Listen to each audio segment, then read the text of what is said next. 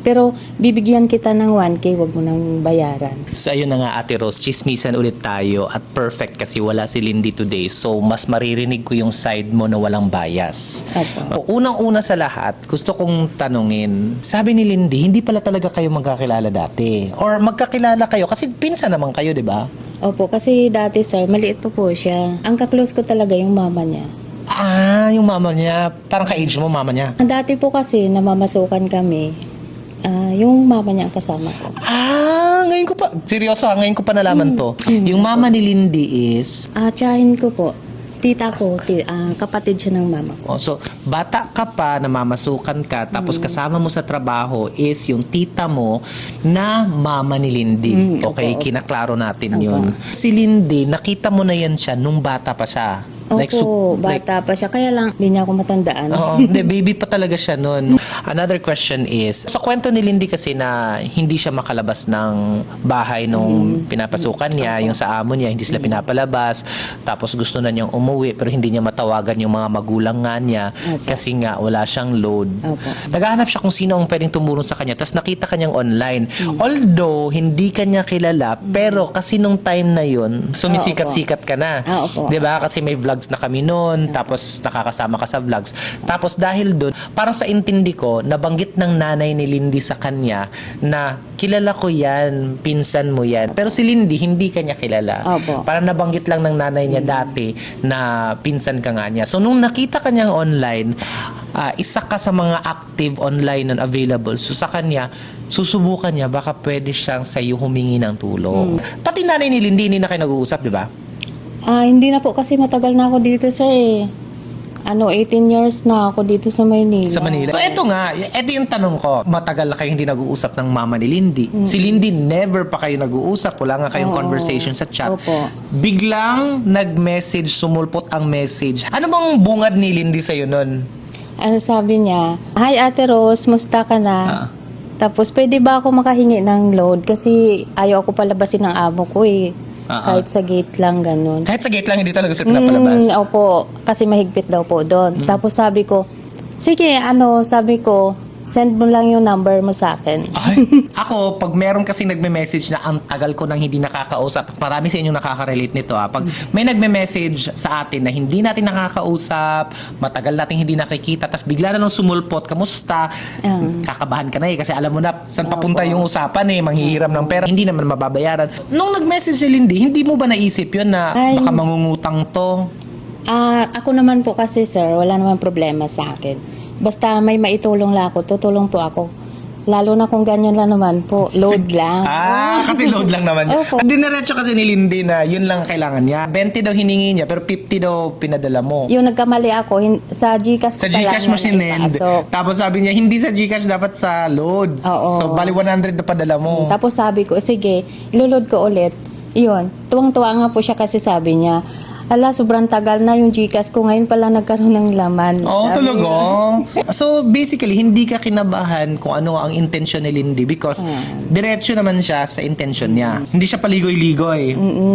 Tsaka, yung naranasan niya kasi noon, naranasan ko rin po yan dati na yun, mahigpit ang amo. Kaya nung nalaman ko na ganun, kaagad tinulungan ko po siya, sir. Kahit sa load man lang. Nung time na naghahanap kami, yun yung time na nag-message si Lindy sa'yo, hindi pa? Ay, hindi pa po. Nag-message siya sa'yo kasi humingi ng tulong, pero wala sa isip mo na, sige, tutulungan ko to kasi baka siya ang kukunin ko dito sa kasama ko. Hindi ganon. Wala kang intention. Ang intention mo lang is, kawawa naman tong bata to, tulungan mo. Ganon lang, period. Wala kang hininging kapalit. Wala po, sir. Oo. Wala. Pagdating ng time na sabi namin, Ate Rose, baka may kakilala ka dyan na pwede nating isama dito sa bahay para may tutulong sa negosyo. Opo. Naalala mo siya. Ang nga po nito, sir, hindi siya kaagad ang sinabihan. Kung may dalawang pinsan pa akong sinabihan ko, kaya lang, umayaw lang po sila dahil nagtatrabaho din daw sila. Bali, pangatlo klaruhin na ko lang lang. yan si Lindy. Ang una kong sinabihan, yung kapatid ko, kaya lang po, di ba nabuntis po siya. Sinabi ko po sa inyo, no? So hindi siya pwede kasi iba ang obligasyon niya nung time na yon. Tapos meron pa. Tapos may pinsan po ako dito sa Antipolo. May pamilyado din po siya, sir. Sabi niya, may trabaho kasi ako, sabi niya. hindi ako makapasok dyan. Sige, okay lang, sabi ko.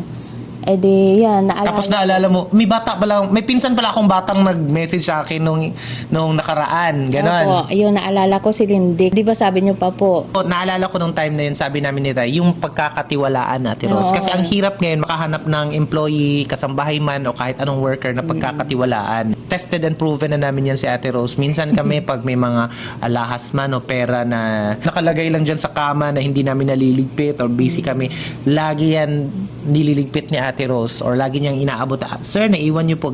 Ever since nung umpisa kahit bago pa si Ate Rose, and that was a test of character talaga na sabi namin mapagkakatiwalaan si Ate Rose. Trust is something na talagang binavalue natin, no, kasi bihira yun ngayon. Opo, kasi ang mahalaga po kasi tiwala. Mahirap kasi pag nawala ang tiwala sa isang tao, hindi mo na talaga maibalik. Isa sa reason bakit ka tumulong nun, I think, is because hindi abusado si Lindy. Because hindi naman siya biglang nag-message sa'yo, Ate Rose, pwede pahiram ng 20,000. Hindi ganon. Ay, hindi po, hindi. Diba? Kasi pagka kaya ko naman po ibigay, tutulong naman po ako, sir. Oo. Actually, si Lindy hanggang ngayon, hindi abusado yon. Yung batang yon sobrang magalang yon, sobrang masipag. At never kami inabuso nun. Never yun nga maghihingi ng sobra-sobra eh. Yung kailangan lang. Ito totoo to kahit hindi natin binablog. Hindi lang kami ang nakakaranas, pati kayo ni Lindy, na may magme-message, biglang susulpot, hihingi ng tulong, hihingi ng pera o manghihiram ng pera. Opo. Minsan hindi na natin binabasa, hindi natin ino-open because nung una, tumutulong kami pa konti-konti hanggang sa sobrang dami nang nagme-message, na-realize namin na hindi naman natin kaya tulungan yung buong mundo. Kasi po, may mga pangarap din po tayo sa buhay, sir. Yes, correct. Tama yan. Meron din tayong mga priority. Tutulong tayo sa kaya natin pero huwag tayong mag-guilty pag hindi natin natulungan lahat. Minsan lang, nagiging masama tayo sa paningin nila kasi hindi natin pinansin o hindi natin pinagbigyan. Na nangyari yan sa'yo, I'm sure. Sa akin, sir, may nanghiram pero kamag-anak ko po, may nanghiram sa akin ng 3,000. Sabi ko, pasensya ka na po. Pero bibigyan kita ng 1K, wag mo nang bayaran. Very good. Para hindi naman po sumama ang loob nila sa akin. Kung kaya mo naman tumulong ng kahit konti, kahit wag mo ibigay yung buong amount, pag nanghiram Opo, ng 3K or 5K, kahit bigyan mo ng 500 or 1,000 man lang para makatulong. Tapos yung ibang kantidad sa iba na lang nila hanapin, 'di ba? At least yun. nakatulong ka kahit Opo, konti. sir. So kung magbibigay ka ng alam mong hindi masakit sa dibdib kahit hindi na ibabalik, no? Opo, sir. Totoo po yan. Alam mo ba, si Lindy nga, lalo na nung nag-vlog kami na nakakapag-ipon na siya, may mga mag-message kay Lindy na mga kamag-anak na hindi na niya nakakausap ng matagal na, bigla na lang susulpot, tapos bigla na lang, Lindy, pahiram naman ako ng 50,000. Hindi naman sa panguhusga, no? Pero nakakalimutan ng tao na pinaghihirapan natin yung kung anong meron tayo at hindi ganun kadali maglabas lang ng pera dahil kailangan nyo. Kasi kami, meron din kaming mga kailangan bayaran, may mga kailangan din kami i-prioritize, lalo na sa mga pamilya namin. Opo. Ang masama po doon, yung dating hindi ka naman pinapansin, ngayon, naalala ka ng kamustahin, gano'n. Lalo na ngayon na lumabas yung vlog na nag-trending yung vlog sa mga panahon ngayon, dapat kilalanin natin kung sino yung dapat natin pagkatiwalaan, sino ang papapasukin natin sa buhay natin because hindi lahat ng mga umaaligid at lumalapit sa atin ay may magandang intensyon. Yung iba, ang gusto lang nila kumuha at kumuha at kumuha. At pag nakuha na nila yung gusto nila, bigla na lang maglalaho. Opo. Unahin muna natin yung ating Yes, sarili totoo po yan, at ating sir. pamilya. Hindi naman tayo nagpapakahirap para sa ibang tao. Yes. Diba? Kaya, syempre, nagpapasalamat po ako sa inyo, sir, dahil sa inyo, nakapag-ipon ako, nakapagpundar ako ngayon ng sarili kong lupa. At Yun. dahil dyan, lilibre mo ako today. Tara. Sige po. Sorry. Po gusto niya, sir, ice cream. Ice cream din. Opo. At saka na pag nakuha natin passport mo, mag-ice Sige. cream tayo ha. Opo. Okay, sir.